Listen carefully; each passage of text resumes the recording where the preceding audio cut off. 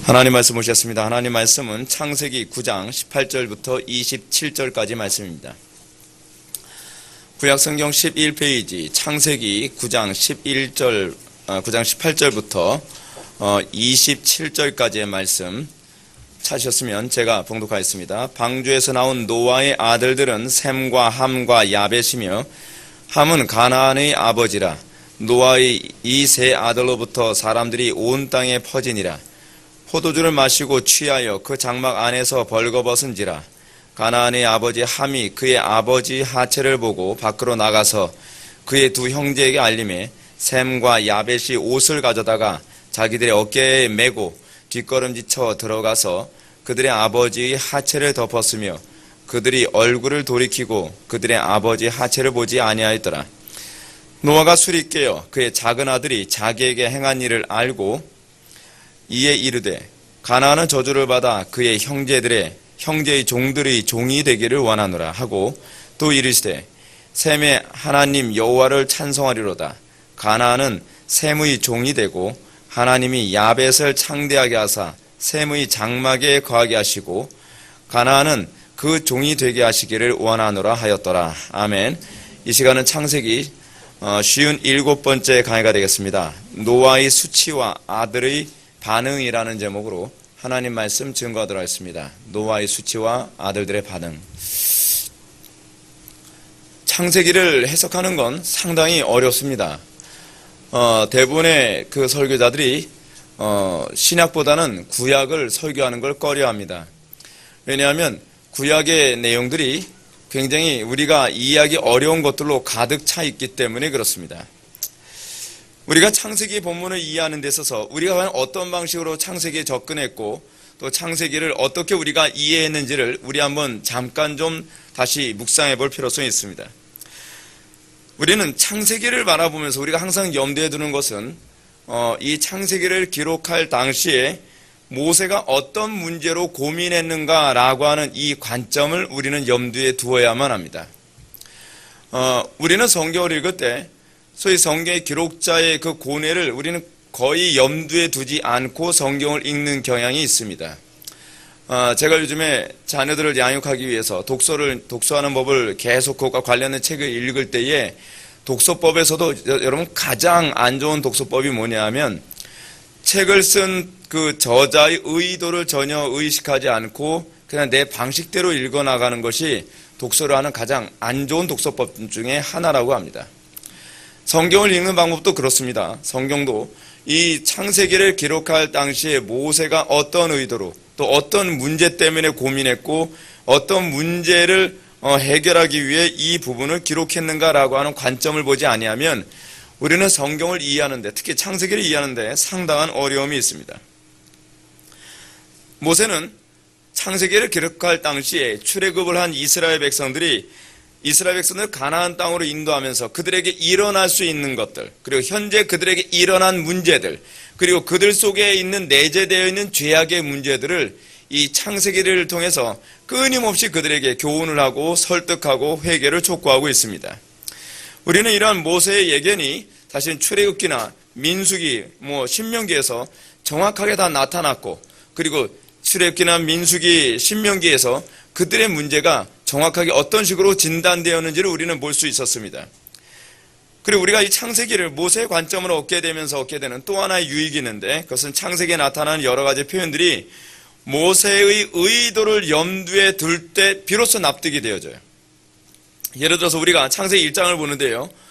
넷째 날에 하나님께서 하늘의 해와 달과 별을 창조하셨다라고 하지 않고 큰 광명과 작은 광명을 창조하셨다라고 하는 이런 표현조차도 모세가 어떤 의도로 이런 표현을 사용했는지 우리는 알게 됩니다. 모세의 의도를 염두에 두지 않으면 우리는 그냥 큰 광명, 작은 광명을 창조하셨구나 그렇게 생각할 수 있죠. 근데 모세는 창세기 1장을 기록할 때 그들이 섬겼던 태양신이 사실은 신이 아니라 그 태양이 신이 아니라 하나님의 피조물이라는 것을 그들에게 인식시키기 위해서 큰 광명, 작은 광명이라는 표현을 사용했습니다. 그리고 창세기 1장 전체를 통해서 모세가 계속적으로 얘기하려고 했던 의도가 뭐였습니까? 신이란 어떤 존재인가에 관한 문제입니다. 여러분, 근데 이 문제는요, 오늘날 우리에게도 굉장히 중요한 문제입니다. 오늘날 우리는 과연 무엇을 신으로 섬기느냐고 하는 문제. 단편적인 예를 들어서 우리는 오늘날 자기 숭배라고 하는 신앙에 빠져있는 해결주의적 사고방식이 얼마나 보편화되어 있는지 모릅니다. 뉴에이지 운동도 그것과 관련을 맺고 있죠. 내가 신이 될 수 있다. 근데 여러분, 창세기 1장에서 규정하는 아주 중요한 개념은 무엇이냐면 신이란 피조물이 신이 될 수 있는 일은 없다는 것입니다. 히브리인들이, 그러니까 애굽인들이 신으로 섬기는 것들은 모든 것이 피조물이고 그리고 그것은 결코 신이 될 수 없다는 것을 모세는 창세기 1장을 통해서 계속적으로 그들에게 설득해 나가고 있습니다. 그리고 오로지 여호와 하나님만이 진정한 신일 수밖에 없다라고 하는 것을 그 이유를 설득해 나갑니다. 여러분은 제가 서론을 이렇게 시작하는 의도를 눈치채신 분이 있을지 모르겠습니다. 오늘 본문이 이런 모세의 의도를 모르고 보게 되면 엉뚱하게 해석되어질 그런 본문이기 때문에 그렇습니다.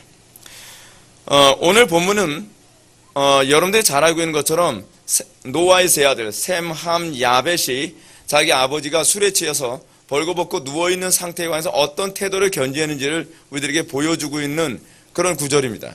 근데 단순히 셈, 함, 야벳이 어떤 범죄를 저질렀느냐, 그리고 어떻게 해야 부모 공경이냐 이런 식으로만 따지게 되면, 모세의 의도를 빼버리면 우리는 여기서 어떤 교훈밖에 얻을 게 없냐면 내 부모를 공경하라라고 하는 10계명 중에 한 4계명 정도에 관한 교훈밖에 얻을 만한 게 없습니다. 모세의 의도가 무엇인가라고 하는 것을 알 때에 이 본문의 의도가 더욱더 선명하게 보인다는 것입니다. 그러면 모세는 과연 이 본문을 왜 기록했을까요? 우리 18절과 19절의 말씀을 다 같이 한번 읽어보시겠습니다. 시작.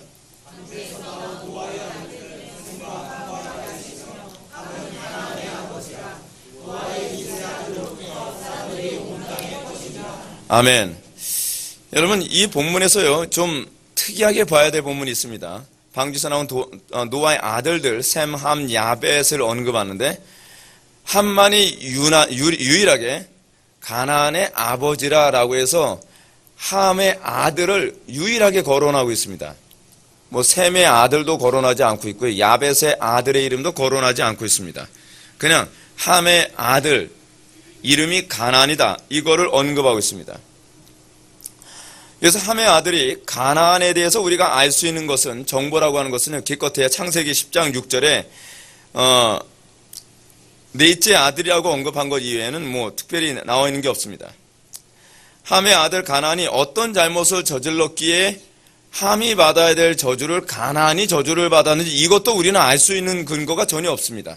그건 신약을 뒤져도 나오지가 않습니다. 구약과 신약 어디를 뒤져도 도대체 함이 무슨 죄를 저질렀고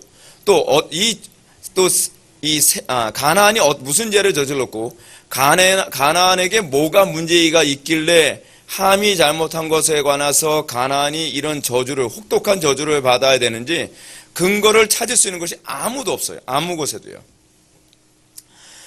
놀랍게도 25절 이하의 노아의 저주를 가만히 살펴보면 이 죄는요 그냥 가나안하고는 아무 관계없이 함이 저지른 죄라는 것을 알 수 있습니다. 25절부터 27절 말씀을 한번 보면, 이에 이르되 가나안은 저주를 받아 그의 형제의 종들의 종이 되기를 원하노라 하고, 또 이르되 셈의 하나님 여호와를 찬송하려다 가나안은 셈의 종이 되고 하나님이 야벳을 창대하게 하사 셈의 장막에 거하게 하시고 가나안은 그의 종이 되게 하시기를 원하노라 하였더라.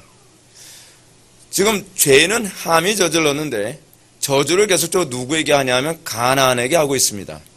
가나안에게 저주를 하는데 이게 얼마나 저주를 심하게 하냐면요, 이 저주의 내용이 3번씩이나 나옵니다.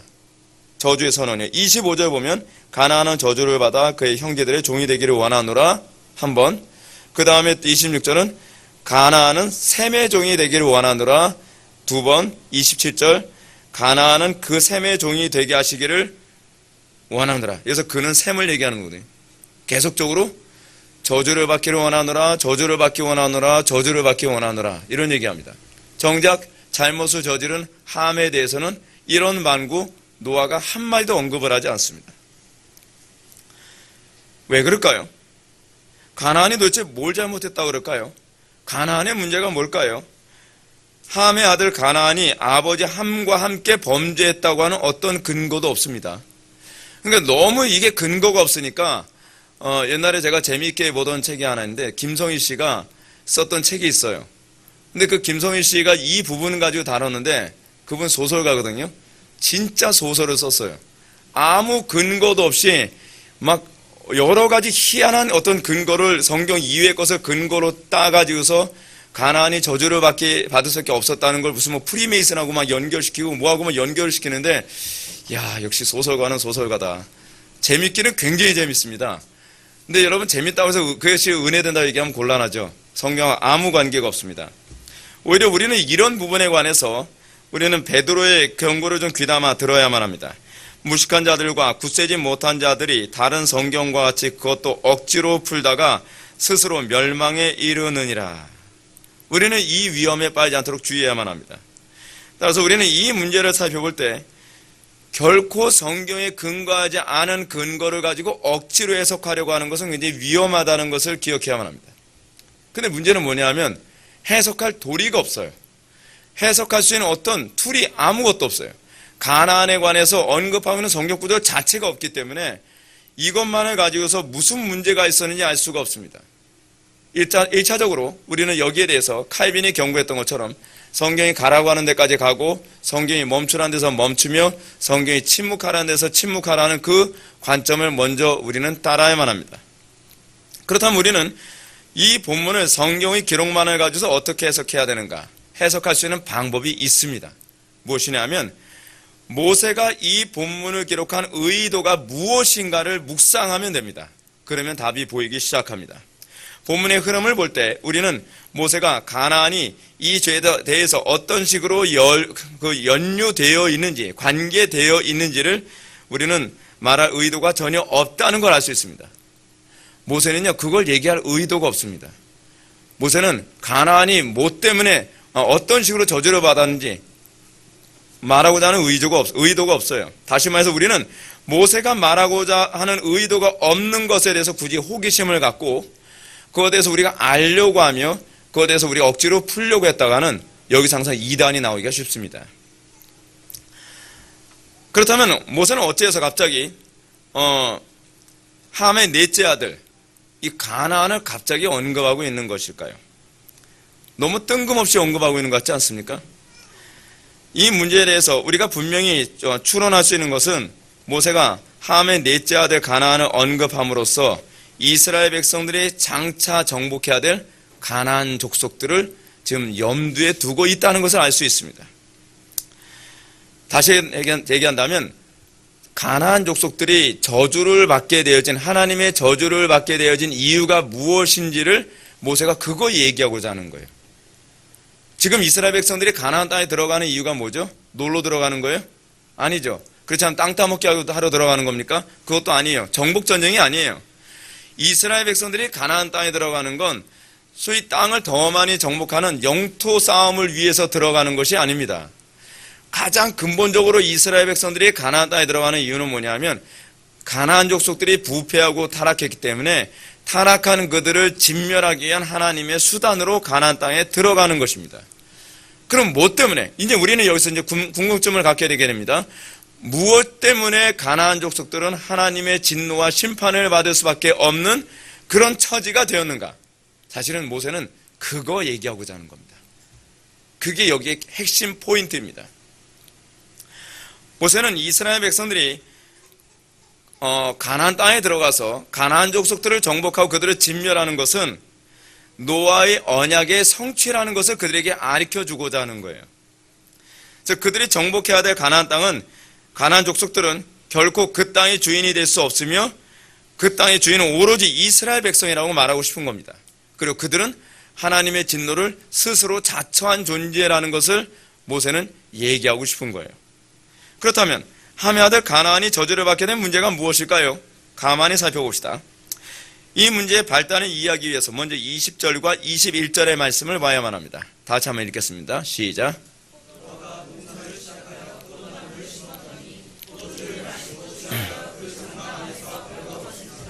자, 우리가 이제 여기서부터 이제 우리가 좀 신경을 곤두세워만 합니다. 약간 복잡한 문제가 이제 나타나기 시작합니다. 여러분, 노아가요, 방주에서 나오고 나서 그들이 노아가 했던 것이 무엇인가 라고 하는 부분을 보게 됩니다. 방주에서 나온 노아의 직업은 농업입니다. 그래서 농업이라고 번역되어진 히브리어 하아다마흐라고 하는 하아다마흐죠. 그러니까 하아다마흐라는 게 무슨 얘기입니까? 그 아담이란 얘기예요. 무슨 얘기인지 아시죠? 그렇죠? 아담이 무슨 말이죠? 아담은 흙이란 얘기죠. 그 흙. 그래서 이거를 굳이 번역을 하면 땅의 사람이라고 번역이 가능하고요. 여러분 이걸 이해하셔야 돼요. 그 당시에는 농업이라는 단어가 아마 없었을 수도 있어요. 그렇기 때문에 이런 표현을 사용한 것 같아요. 땅의 사람. 또 이걸 직역을 하게 되면 하아다마흐니까 뭐냐면 그 사람이 되었다. 뭐 이렇게도 번역이 가능한 표현이에요. 이 말을 요즘 용어로 우리가 사용하는 용어로 농업이라고 그렇게 번역을 한 것 같습니다. 제가 굳이 이 단어를 여러분한테 말씀드리려고 하는 이유가 뭐냐 하면 땅, 그라운드와 관련되어진 히브리어는 뭐라 했죠? 에레츠예요. 근데 에레츠라는 단어를 사용하지 않고 굳이 아담이라고 하는 단어를 사용해서 흙을 경작했다는 거예요. 뭘 얘기하는 거죠? 우리의 본성을 경작하는, 우리 죄악된 본성을 경작하는 제사장적 관점을 지금 모세는 여기서 우리에게 말해주고 있는 겁니다. 인간의 본질인 땅을 경작하는 자로서의 삶을 살게 되었다는 것을 노아에 대해서 이렇게 소개하고 있죠. 그리고 그가 땅을 경작하면서 심었던 식물 가운데 하나가 바로 포도나무였습니다.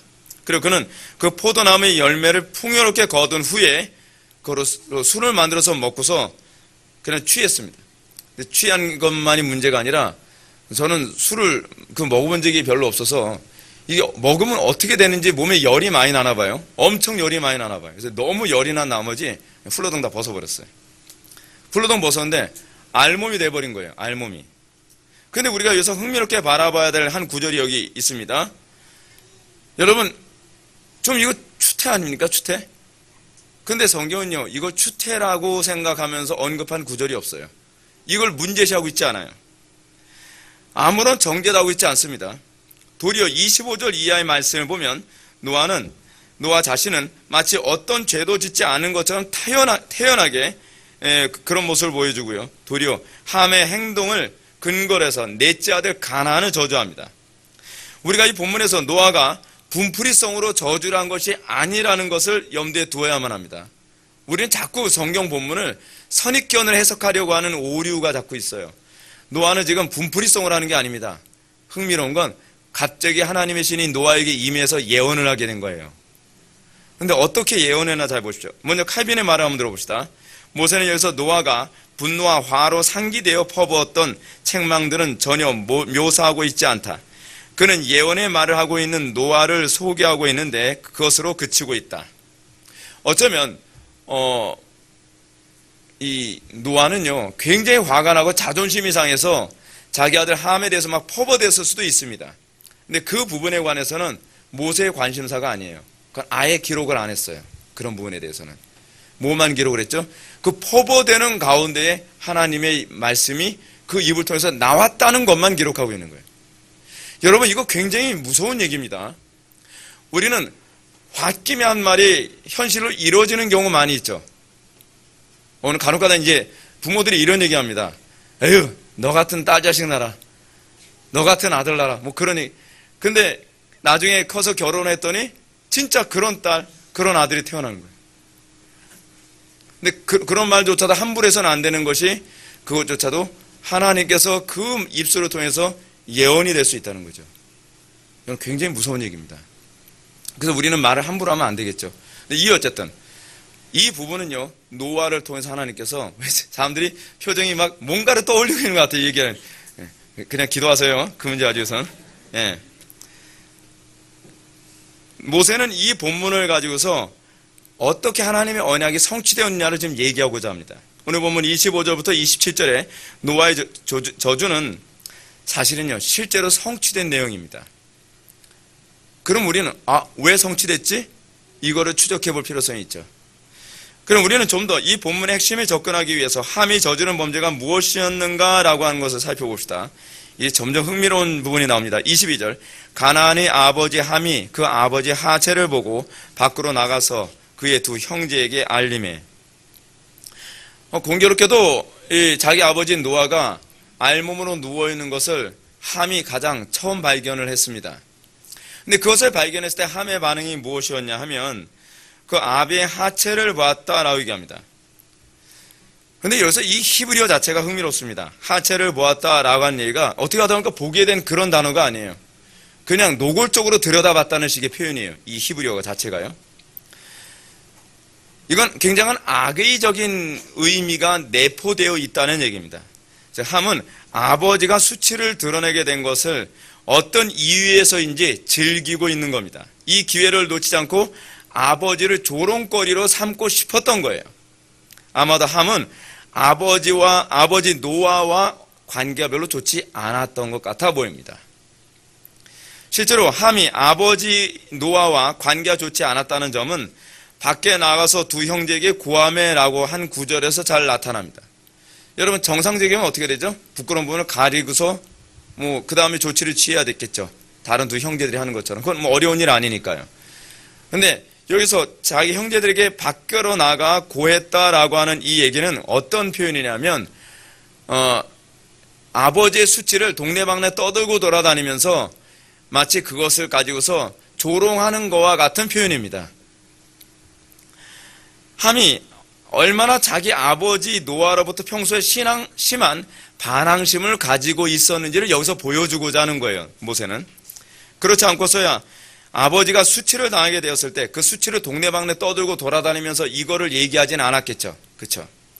매튜 헬리는 이 부분을 다음과 같이 언급합니다. 함은 아마 때때로 술 취했을 것이다. 그럴 때마다 그의 선한 아버지로부터 꾸지람을 들었을 것이다. 따라서 이제 그는 자기 아버지가 술로 정신을 잃은 것을 보고 기뻐했을 것이다.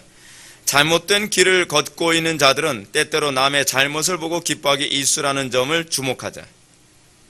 자, 뭔가 뉘앙스가 오지 않습니까? 함의 문제는 뭐였죠? 함은 순종을 잘 안 하는 아들이었습니다. 지금 모세는 그걸 얘기하고자 하는 겁니다.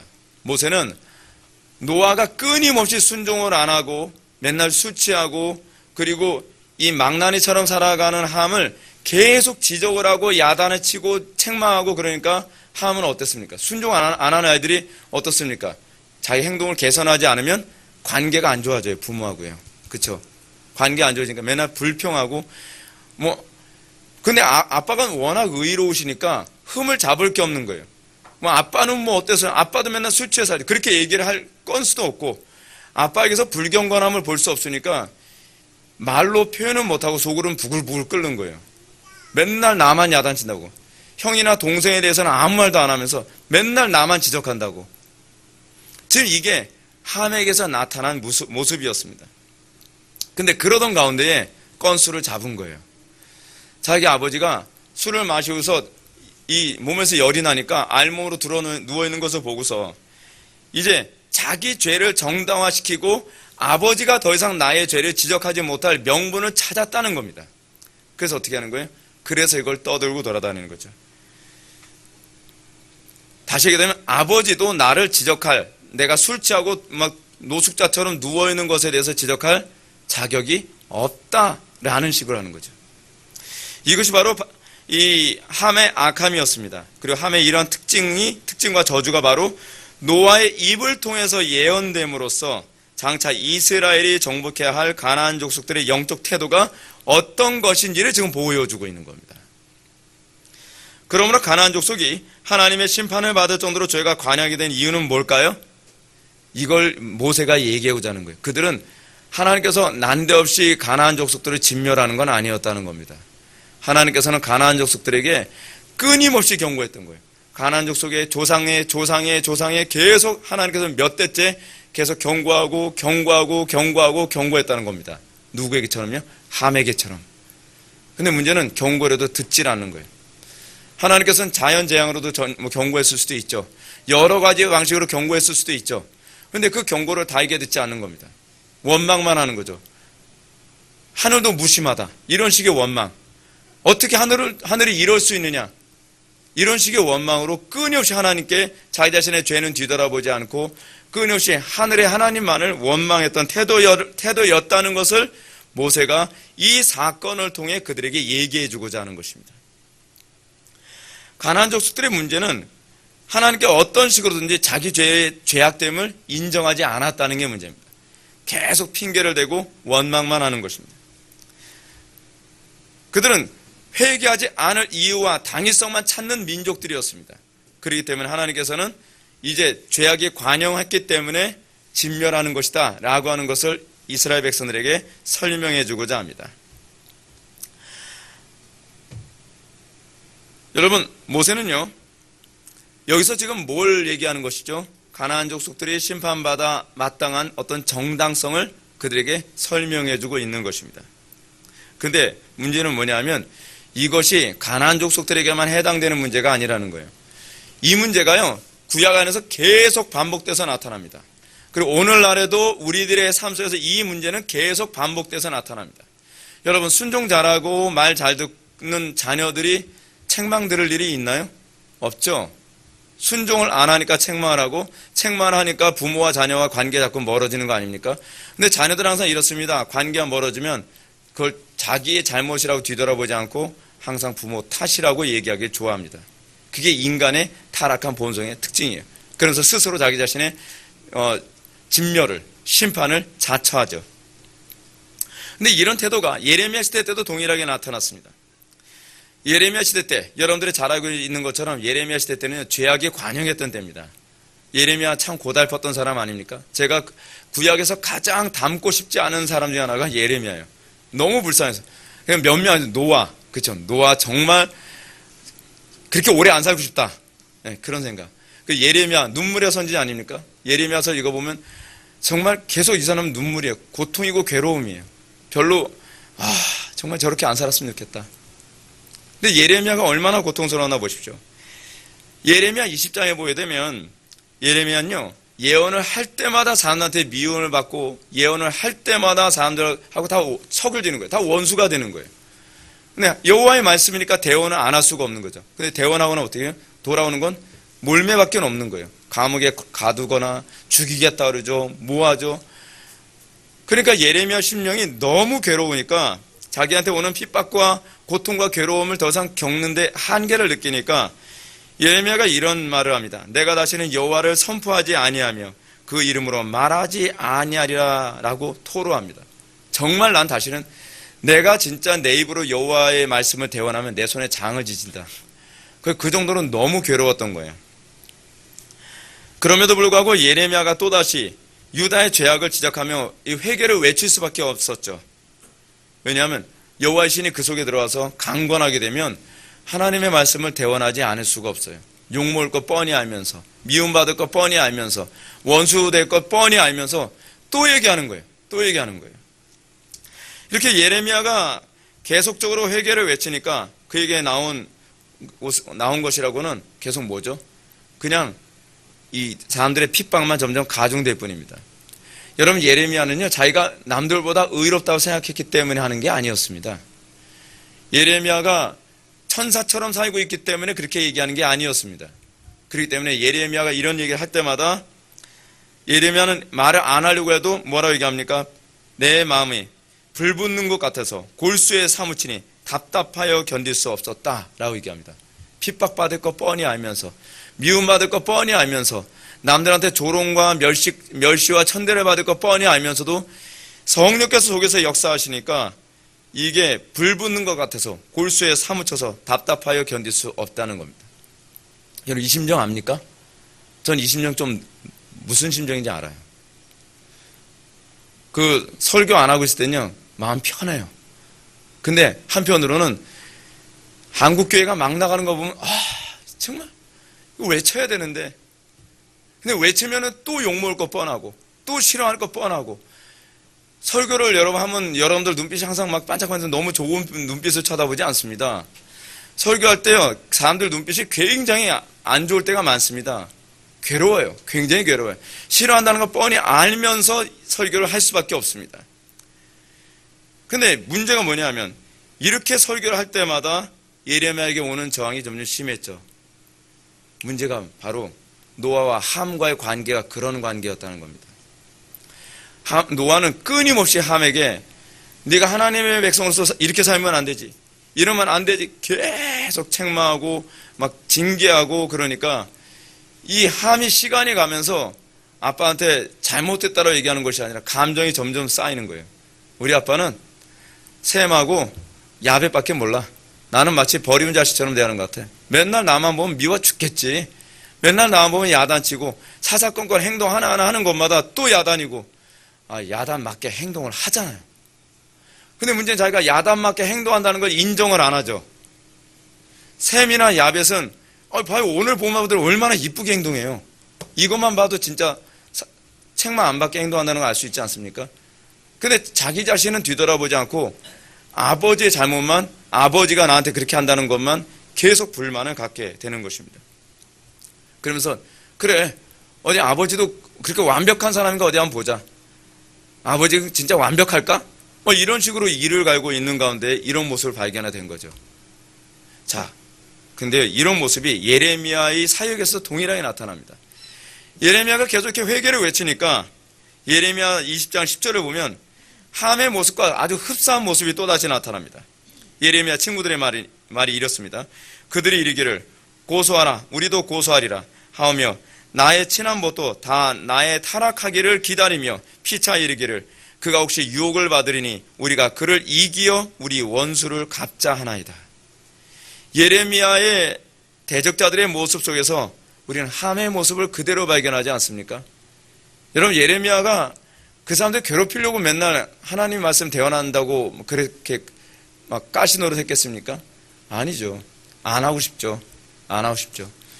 저도 솔직히 목회하면서 안 하고 싶어요. 사람들한테 싫은 소리 안 하고 싶어요.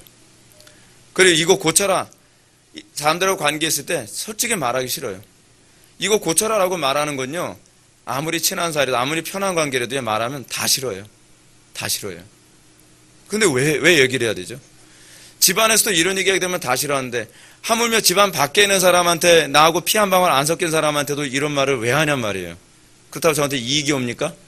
그렇다고 해서 여러분들이 제가 이런 얘기하게 되면 사례비를 올려줍니까?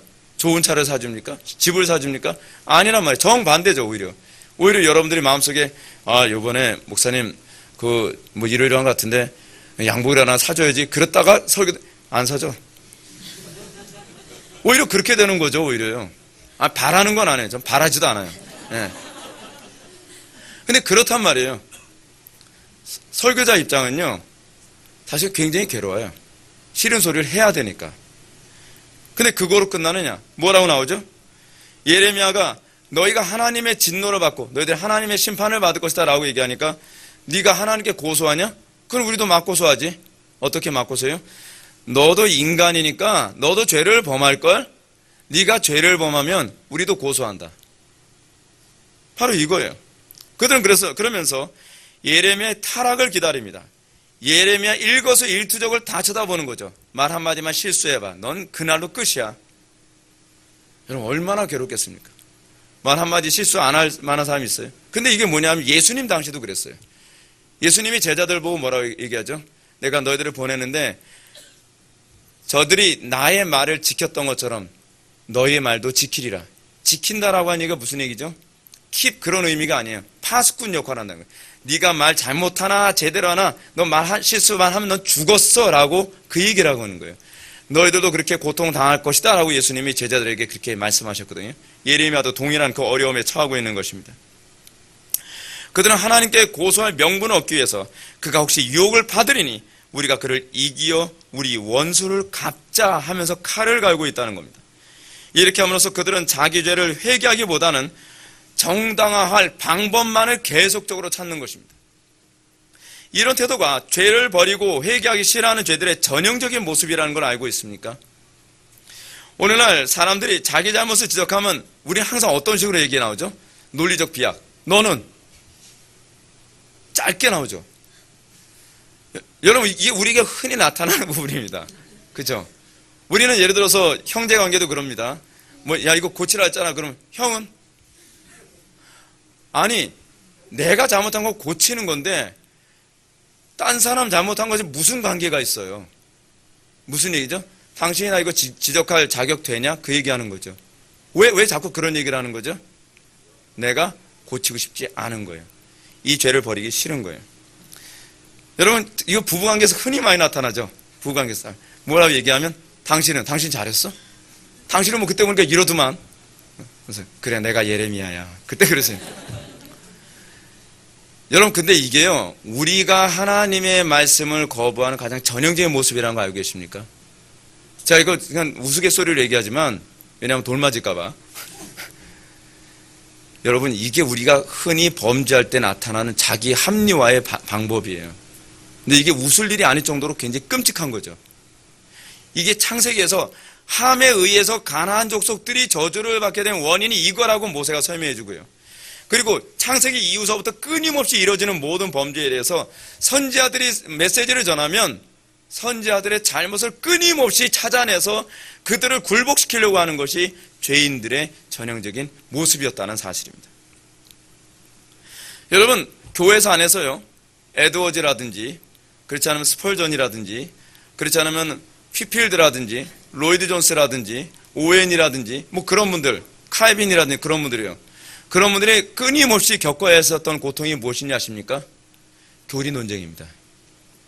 사람들이 무엇이 죄고 무엇이 잘못이라는 걸 아주 날카롭게 지적을 하는데, 사람들은 그것을, 그 죄를 버리기 싫으니까 어떻게 해요? 에드워즈가 교리적으로 이건 문제가 있다. 에드워즈가 이런 부분에서 너무 신비주의적이다. 그런 식으로 그 사람의 말이 우리를 권면해야 될 어떤 명분이 없다는 걸 입증하기 위해서 끊임없이 그들의 어떤 그런 분들의 어떤 교리적 문제점을 찾아내기 위해서 너무나 꼼꼼히 연구하는 거예요. 꼼꼼히 연구해요. 설교를 다시 한번 뒤돌아보고 다시 한번, 그래, 찾았어. 이거야. 이렇게 해서 저 사람이 입을 막으면 될 것 같아요. 이것이 교회에서 안에서 끊임없이 반복됐던 일입니다. 사랑하는 성도 여러분, 이런 태도는 사실은 거듭난 성도들에게 나타나서는 안 되는 태도일 뿐만 아니라 사실은 잘 나타나지 않는 태도라는 걸 우리들에게 얘기해 주고자 합니다. 영적 가나안 족속들은요, 자기 죄를 회개하지 않기 위해서 항상 타인의 죄에 더 민감하고 타인의 죄를 드러내고 폭로하는 데 더 관심을 갖습니다. 그래서 죄가 관영할수록 사람들은 죄에 대해서 결코 관대해지지 않습니다. 내가 죄를 많이 지을수록 다른 사람이 죄인이라는 걸 폭로하는 데 더 관심을 많이 가져요. 요즘 이 시대 어떻죠? 죄가 관영한데 이 죄에 대한 폭로는 더 많아지죠. 왜 그렇죠? 내가 조금이라도 어떤 식으로든 의롭다라고 보이고 싶은 거예요. 그리고 다른 사람이 내 죄를 지적하지 못하도록 만들고자 하는 안전장치를 자꾸 만들려고 하는 거예요. 그게 인간의 모습이에요. 그게 인간의 모습. 물론 자기 죄와 같은 무리의 죄를 저지른 데 대해서는 그냥 관대하죠. 그럴 수도 있지. 저 사람들 오죽하면 그랬겠어. 그런 식으로 굉장히 관대한 태도를 취하면서 마치 나는 그 죄하고 관계없는데 포용하는 것처럼 그런 식의 행동을 취합니다. 여러분, 이게 얼마나 인간의 끔찍한 모습인가요? 그래서 우리는 다른 사람의 죄에 대해서 유난히 민감하게 반응하는 하는 사람들을 우리는 좀 조심해야만 합니다. 그 사람들은 오히려 그 죄를 저지르고 있는 사람의 경우가 굉장히 많이 있어요. 여러분, 인간의 존재는 그렇게 단순하지 않습니다. 굉장히 교활합니다.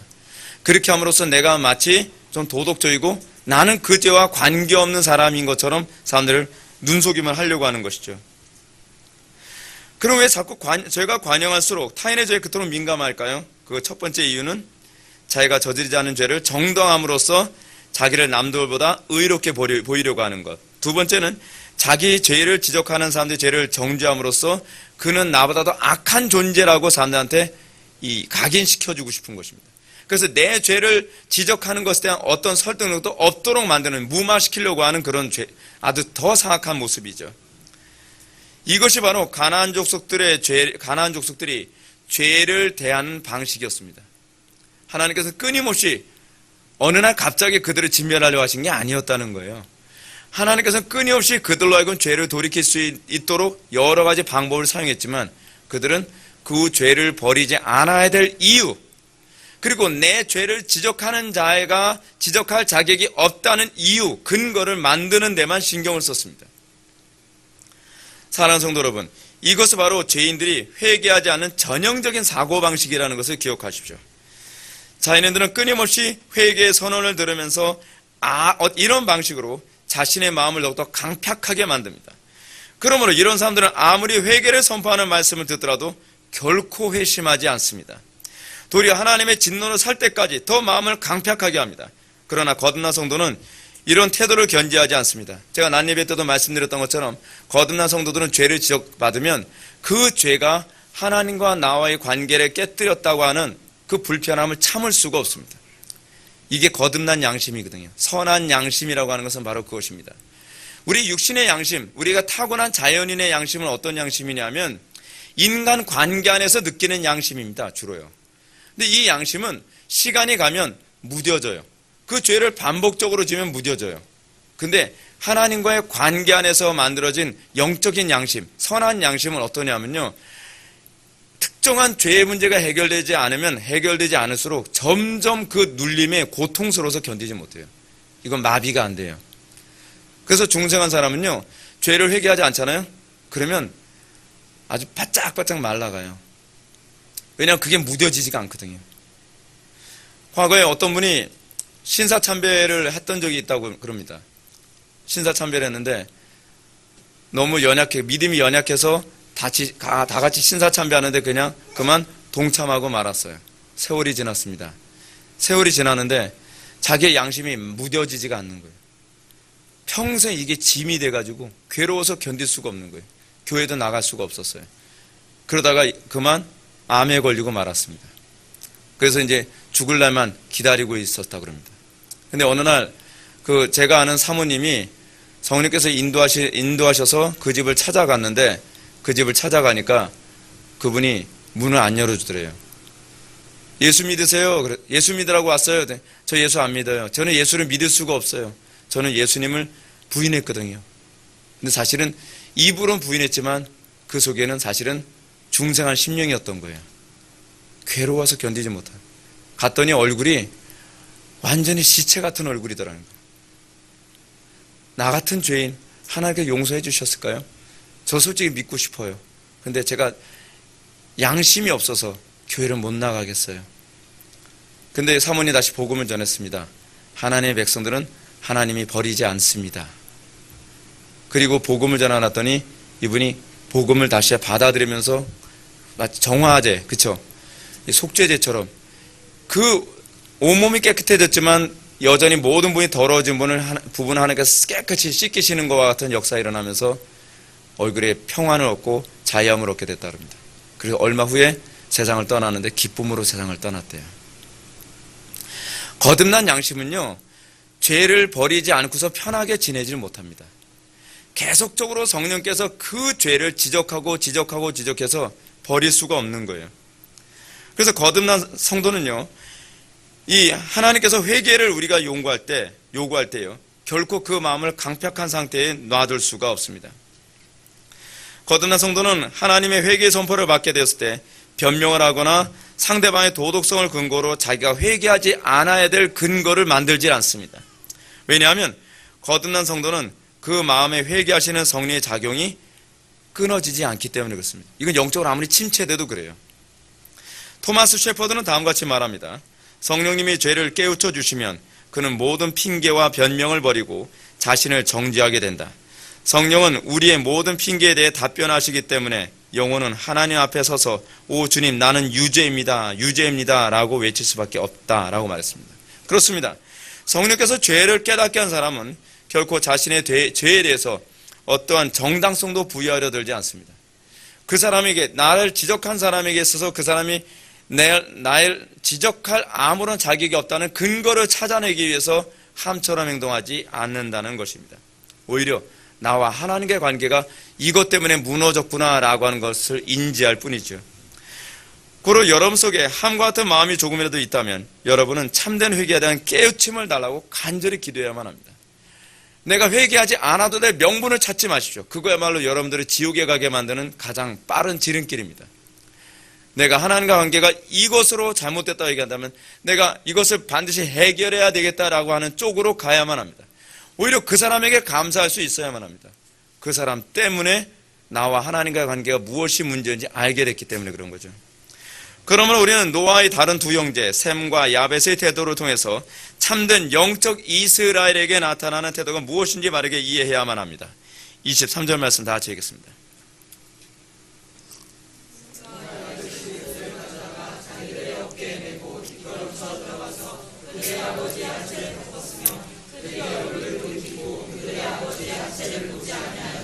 아멘. 노아의 다른 두 아들 셈과 야벳은 함에 조소 섞인 이야기를 듣고 곧바로 아비의 장막으로 갑니다. 그리고 아들은 그들의 옷을 취하여서 이게 아버지의 옷인지 그들의 옷인지는 성의 관심사가 아니니까 분명하진 않아요. 하여튼 옷을 취하여서 아버지의 수치를 보지 않기 위해 뒷걸음질 쳐서 하체를 덮습니다. 이러한 두 아들의 행동은 아비를 조롱했던 함의 태도하고는 완전히 대조적이죠. 아주 대조적입니다. 함은 아버지의 부끄러움을 드러냄으로써 자신의 잘못을 정당화하는 빌미로 삼았지만 오히려 셈과 야벳 두 아들은 아버지에 대한 공경심과 경외심으로 아버지의 수치를 들여다보지 않는 그 덮어주는 그런 모습을 보게 됩니다. 그게 사랑이죠. 그게 사랑이죠. 이것이 영적 가나안 족속과 영적 이스라엘 백성들의 실체적 근본적인 차이라는 것을 우리들에게 얘기해주고 있습니다. 그들의 태도의 차이는 가나안이 저주를 받아 그 형제의 종들이 되는 저주를 받는 결과를 초래하고 말았습니다. 사랑하는 성도 여러분, 우리는 이러한 태도가 바로 선택받은 성도와 선택받지 못한 자들에게 나타나는 심리적 차이라는 것을 기억해야만 합니다. 우리가 잘 알고 있는 것처럼 바로는 하나님께 여러분 10가지 재앙을 맞을 때 어떻게 합니까? 자신의 잘못을 뒤돌아봅니까? 아니, 점점 마음을 굳게 하죠. 점점 마음을 강팍하게 하죠. 그래서 누굴 탓하죠? 모세 탓하죠. 하나님 탓하죠. 여러분, 하와가 범죄하고 징계를 받았을 때, 아담이 범죄하고 징계받았을 때 자기 자신을 뒤돌아보나요? 다 남 탓하죠. 남 탓하죠. 이것이 인간의 모습입니다. 왜냐하면 죄가 좋기 때문에 죄를 탓하진 않아요. 끊임없이 다른 사람을 탓하려고 합니다.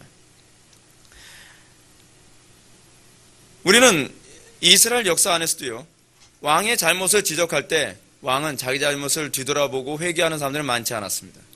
끊임없이 그 지적하는 선지자들을 탓하고 선지자의 문제점을 찾으려고만 애를 썼던 것을 보게 됩니다.